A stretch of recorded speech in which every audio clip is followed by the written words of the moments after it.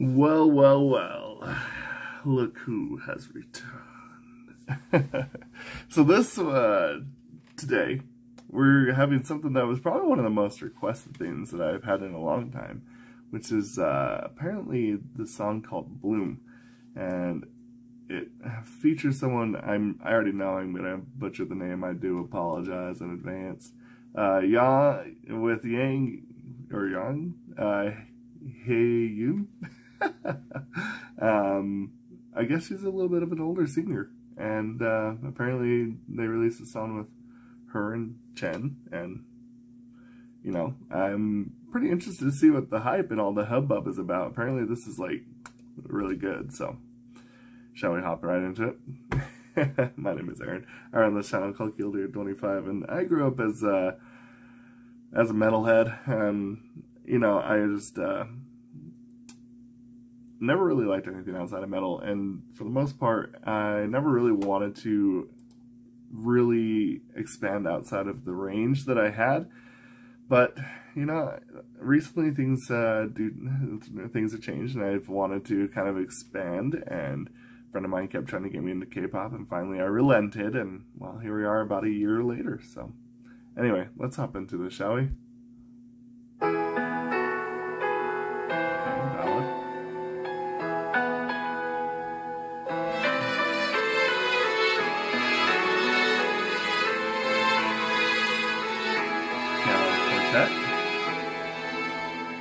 긴 꿈속에 있는 듯해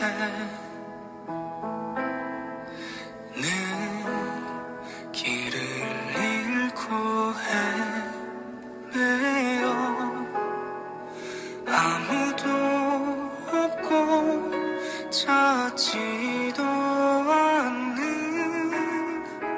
어두운 곳에 나는 서 있어 메마르고 아렸던 나의 밤은 차가웠고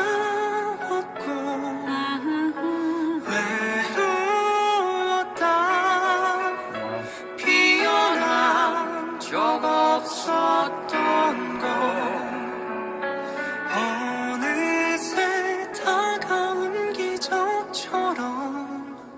꽃 한 송이 피어나기.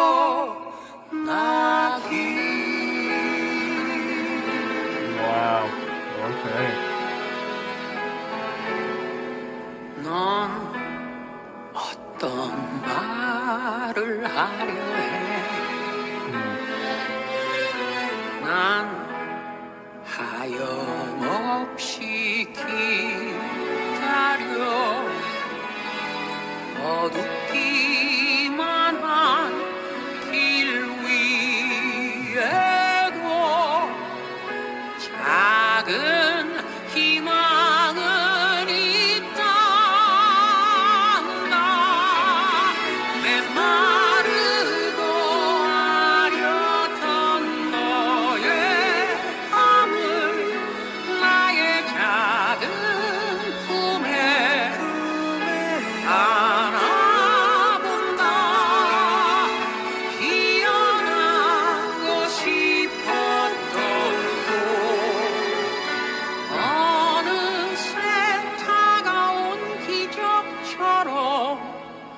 아득하게 피워내기.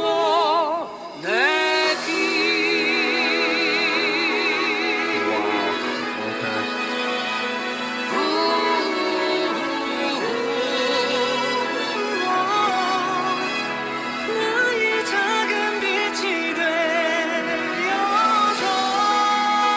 깊은 불을 내리고 그 꿈을 닮아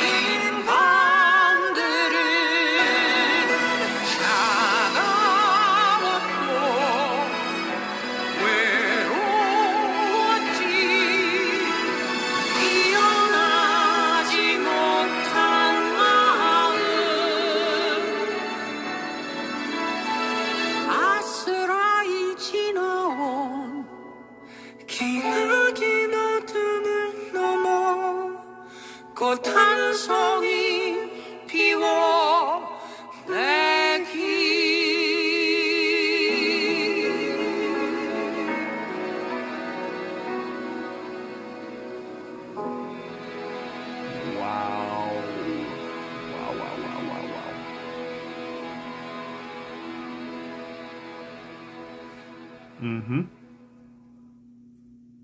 Mm-hmm.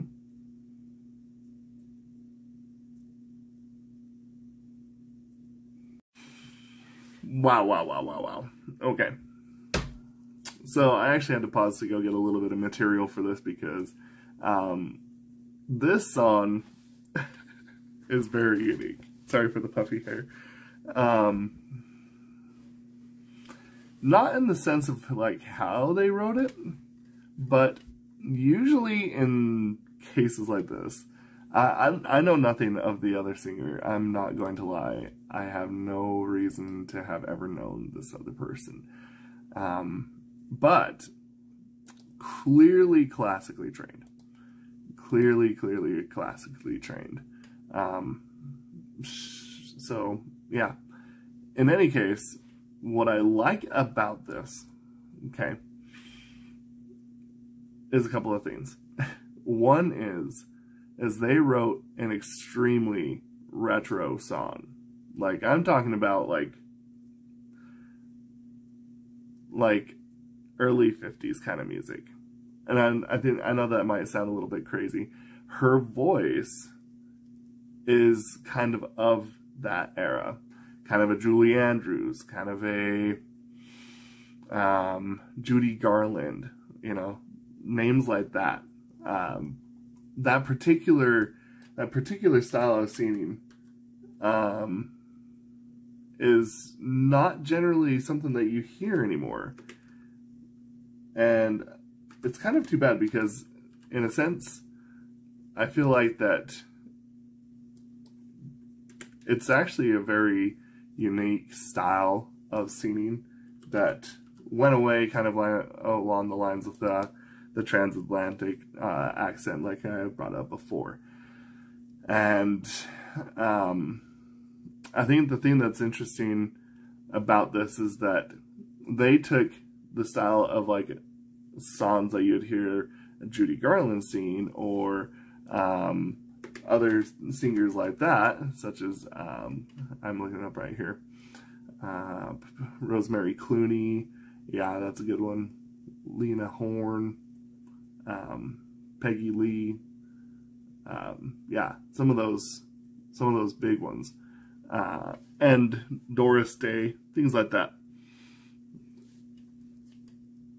And then they put someone modern in to sing that.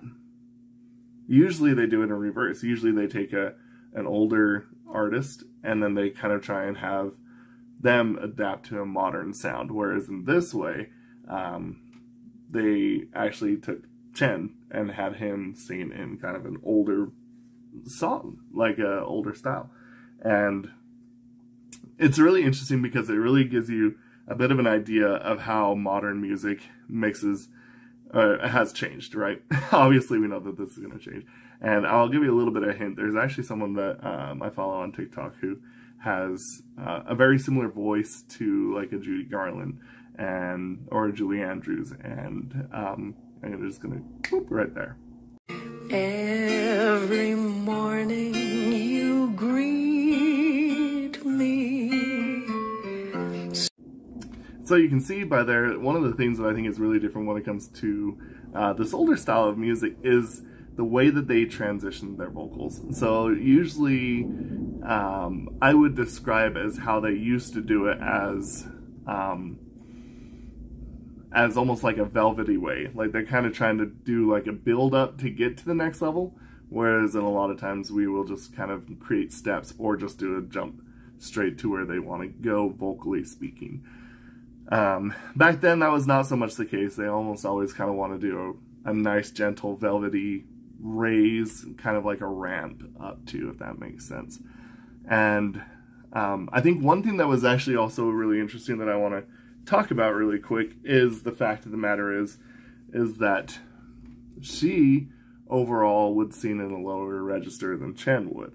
And as we all know now, one of the commenters on one of the previous videos has given us a rough estimate of what the range is that Chen has, and having him take the higher vocal part was smart. You know, there is, sadly enough, you know, no matter how well you keep your vocal cords warmed up, no matter how much you keep singing, the older you get, the more they will, you know, kind of lose the elasticity. So, with that being said, though, to give him the, you know, the range and let her shine where she shines, it was just really brilliant. I absolutely just love this. The lyrics behind it were amazing. The video, heartfelt, like, oh, yeah, this is, I actually think that this would be something that, like, even my grandma would like. And I'm not saying that, like, in a slant, because, or as a negative thing at all. I think it's just something that I would say can just bridge generations. We talk a lot about that, you know, in this world, like what can bridge generations, or what is the bridge of generations. This song is a bridge, a generational bridge, and it's done extremely well. This is one of the coolest songs that I've heard in a long time, and it just keeps going on and on. This month isn't even, we're to the 7th. We still have like roughly 20 days, 23 days, and I'm still just being impressed even this deep in, and I'm sure I'll just continue to be impressed. Insane. But if you like the song as much as I did, let me know. I am very curious what you all think, and especially if you know anything a little bit more about the singer that was paired with Chen. I honestly couldn't find too much. Let me know. I'm curious about her and her life. So, yeah. Anyway, we will see you next time. Thank you.